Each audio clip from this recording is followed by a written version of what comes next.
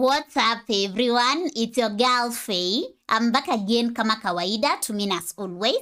So guess what guys? I'm back with Motivational Sundays. So today we are going to be listening to a video of Jordan Peterson. The video is titled Transform Yourself into a Monster. So we are going to find out why, or rather I see it's written, you should be a monster. So let's find out why we should be monsters, monsters. So from the information that I have, I beg to read. I'm told that Jordan Peterson is a big deal, underline that. So I'm told he's got like 7 million YouTube subscribers, and he's sold more than 30 million books, and he has performed lectures to sold out arenas across the globe. So he really is a big deal, right? So I want to listen to him together with you and hopefully get motivated and see why we should be monsters. Yeah, as written here, why we should be monsters. So come along with me and hope this motivates us to start our week on the right path, with the right mood, right attitude and all that. So come along, let's get in. You should be a monster. You know, because everyone says, well, you should be harmless, virtuous. You shouldn't do anyone any harm. You should sheath your competitive instinct. You shouldn't try to win. You know, you don't want to be too aggressive. You don't want to be too assertive. You want to take a back seat and all of that. Wrong. You should be a monster, an absolute monster, and then you should learn how to control it. If you put yourself in a new situation, then new genes code for new proteins and build new neural structures and new nervous system structures. Same thing happens to some degree when you work out, right? Because your muscles are responding to the load, but your nervous system does that too. So you imagine that there's a lot of potential you locked in your genetic code. And then if you put yourself in a new situation, then the stress, that's the situational stress that's produced by that particular situation, unlocks those genes and then builds new parts of you. So that's very cool, because who knows how much there is locked inside of you. The best men that I've ever met are very dangerous men. You don't mess with them. A harmless man is not a good man. A good man is a very, very dangerous man who has that under voluntary control. Wow, interesting, huh? Dangerous. Women don't even like harmless men. They hate them. They like to claw them apart. You know, what women want are dangerous men who are civilized. And they want to help civilize them. Right? That's Beauty and the Beast. You're harmless, you're not virtuous. You're just harmless. You're like a rabbit. A rabbit isn't virtuous. It just can't do anything except get eaten. It's not virtuous. If you're a monster and you don't act monstrously, then you're virtuous. But you also have to be a monster. Well, you see this all the time. Harry Potter's like that too. It's like he's flawed, he's hurt, he's got evil in him. He can talk to snakes, man. He breaks rules all the time. All the time. He's not obedient at all. But you know, he has a good reason for breaking the rules. And if he couldn't break the rules, him and his little clique of rule-breaking, you know, troublemakers, if they didn't break the rules, they wouldn't attain the highest goal. So it's very peculiar, but it's a very, very common mythological notion. You know, the hero has to be a monster, but a controlled monster. Batman is like that, you know. I mean, I love that. Like, you have to be a monster, but a controlled monster. I love this. So far, I'm loving it. I hope you are getting the message and getting motivated to be a monster. Everywhere. It's you know, again, in the Harry Potter stories, you see he's touched by evil, right? He actually has a soul fragment that's embedded within him that's as black as anything can possibly be. That's why he can talk to snakes. But without that, he wouldn't be able to have any victory. And that's exactly right psychologically. Unless you can think the way that an evil person thinks, then you're defenseless against them, because they'll go places you can't imagine and then they win.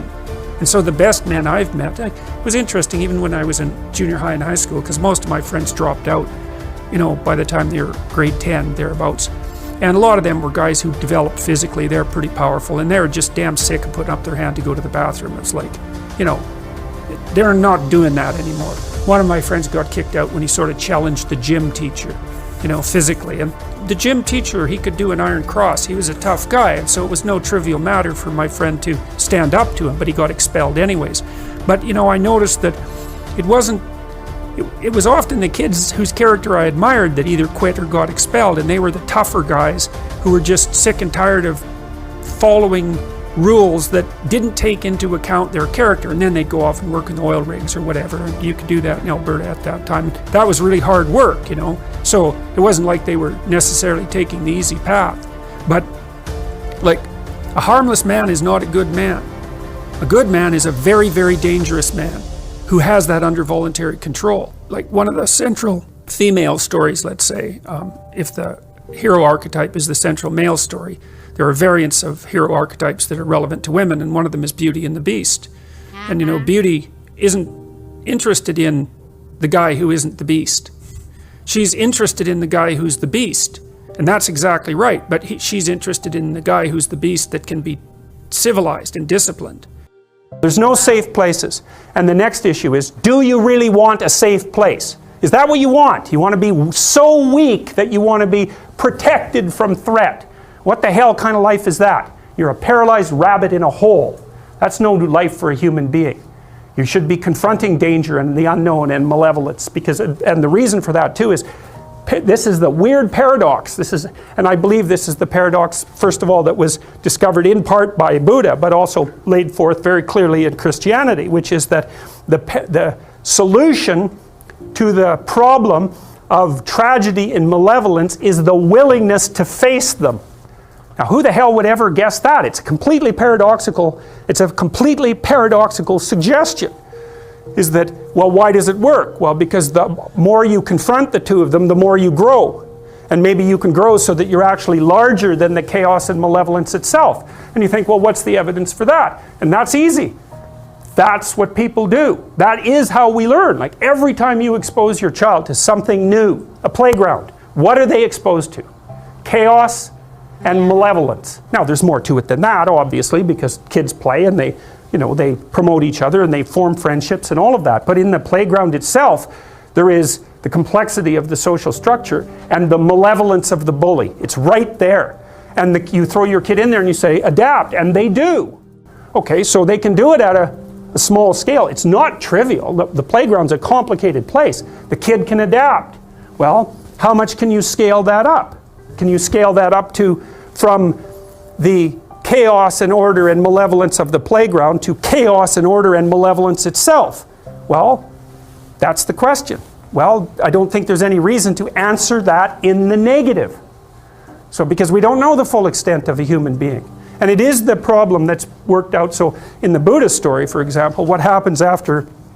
So Buddha's world collapses in the same way that Adam and Eve's world collapses. It's a consequence of repetitive exposure to mortality and death. What happens to Buddha is he realizes that the little protected city that his father made for him, the walled garden, it's exactly the same motif that's in this Adam and Eve story, it's fatally flawed. That kind of protection cannot exist, and he discovers that in pieces, right? Which is exactly what happens to children, is that they go out, they discover a limit, they run back. And the parents can help them with the limit. They run out, they discover a limit, they run back. But at some point they run out, they discover a limit, they run back, and the parents have nothing to say to them. Because they've hit the same limit that the parents hit. Which is like, well, what are you going to do with your life? How are you going to operate in this archetypal universe? Well, your parents can only say, well, they... I love his terms, like the choice of terms to use, because some of them, I need a dictionary to understand them, or rather, like the way he's used them, I get the meaning, but you see, like the deeper meaning. So anyway, a little bit back, because I had to say something, and I hope you're loving it. I love the message, really motivational. And the parents have nothing to say to them, because they've hit the same limit that the parents hit. Which is like, well, what are you going to do with your life? How are you going to operate in this archetypal universe? Well, your parents can only say, well, they can say you identify with the proper archetypal figures. They do that, they at least act that out for you, but at some point it's a problem that they cannot solve for you without making you weaker. Now, you can tell, I think one of the best, there's two pathways to the development of the shadow, and they're tightly allied with one another. the fundamental pathway is truth, and that's to face the bitter truth about yourself. But to break that down more particularly, you might think about that as the capacity to observe your own resentment. You're going to be resentful and bitter in many situations because you don't get what you want. And if you watch that resentment and bitterness, you'll see that it produces fantasies that can be unbelievably dark. And that can be very frightening, and you might not want to admit to yourself that you're actually capable of having fantasies like that, or impulses like that, or aggressive feelings like that. But the thing is that if those aggressive feelings and impulses and fantasies are integrated into your character, it's like you're opening up a dialogue with a part of yourself that can be very forceful and strong and dangerous. And it's really useful to be dangerous, because if you can be dangerous, you often don't have to be. And it's often weak people. For example, it's weak men, generally speaking, who rape. You know, that's a very, very common occurrence, and that's a violent act, but it's born out of weakness, not out of strength, that's for sure. And so, anyways, you attend to your resentment honestly, and you observe yourself and what you're actually like. You got to pay attention as if you don't know yourself, as if you might harbor hidden devils. Wow. He's really good. Like, I love his speech, or rather the video, transform yourself into a monster, and a controlled monster in this case. So yeah, this is really beautiful, and I hope you loved it. So my takeaway from it, actually not a takeaway, but just a summary, because the message in it is transform yourself into a monster. So it's a takeaway. I would say my takeaway from it is that sometimes we are cultured in a way that you are told you're supposed to be not, let me not use the term weak, but soft and delicate and harmless and all that. So just the way he said that that is not what you want for yourself. It's more of you need to be a monster, but a controlled monster, in the sense that you are prone to attack, not prone to attack, when attack comes your way, you are able to deter it, you are able to manage that, or rather when you encounter a challenge, you are able to manage it and to protect yourself basically. But at the same time, you are a monster, but in that case, you are a monster, you are that monster, you are able to maneuver through challenges and all that, but you are controlled in the sense that you are not hurting other people, you are only seeking out for what's best for you, and in the process, you're not hurting others, and you're also helping them realize they are be on the right path basically. So I would say my takeaway from it is that it's not bad to be a monster. If someone tells you are a monster, in a way, there's a way it can be used to mean you are a bad person. But when you look at it, maybe in most cases, the people that tell you are a bad person, it's because maybe you didn't yield to their needs, their wants and all that. So that's what I can say. So I hope I'm making sense in what I'm saying.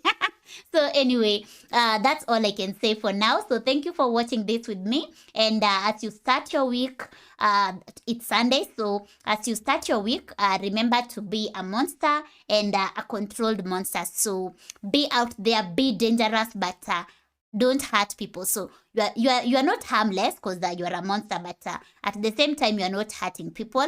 You are just seeking out for being bold enough to not allow hurt to damage you, something like that. So I'm out, guys, and today's episode is sponsored by Paul. So Paul, thank you so much, and see you guys next Sunday for another motivational Sunday. So for now, your lovely lady is out. So peace out and bye.